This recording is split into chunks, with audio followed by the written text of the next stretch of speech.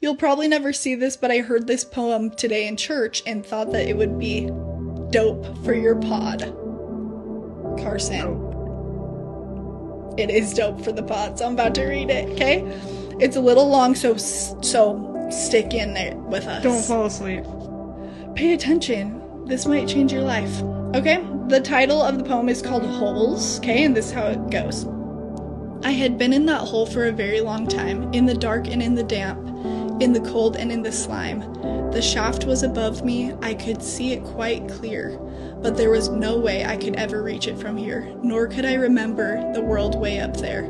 So I lost all my hope and gave into despair. I knew nothing but darkness, the floor and the walls. Then off in the distance I heard someone call, "Get up, get ready, there's nothing the matter. Take rocks and old sticks and build up a fine ladder." This had never occurred to me, had not crossed my mind, but I started to stack all the stones I could find. When I ran out of stones, then old sticks were my goal. For one way or another, I'd get out of this hole.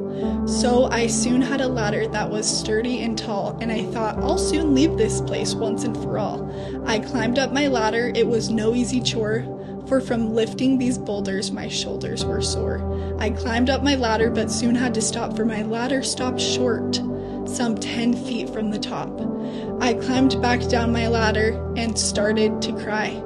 I'd done all I could do, I gave my best try, and in spite of my work in this hole I must die. And all I could do was sit and think, why? Was my ladder too short, or my hole much too deep? Then from way up high came a voice, "Do not weep." And the faith, hope, and love entered my chest, as the voice said to me that I had done my best. He said, "You've worked hard, your labor's been rough, but the ladder you've built is at last tall enough. Do not despair, you have reason to hope. Just climb up your ladder, I'll throw down my rope." I climbed up the ladder, then climbed up the cord. When I got to the top, there stood the Lord. I couldn't be happier, my struggle was done. I blinked in the brightness that came from the sun. I fell to the ground, his feet did I kiss. I cried, "What can I do to repay thee for this?" Then he looked all around him. There were holes in the ground, they had people inside, and were seen all around. There were thousands of holes that were damp, dark, and deep. Then the Lord turned to me, and he said, "Feed my sheep." Then he went on his way to help other lost souls, and I got right down to work, calling down to the holes, "Get up, get ready, there's nothing the matter. Take rocks and old sticks, and build up a fine ladder." It was now my turn to spread the good word, the most glorious message that man ever heard.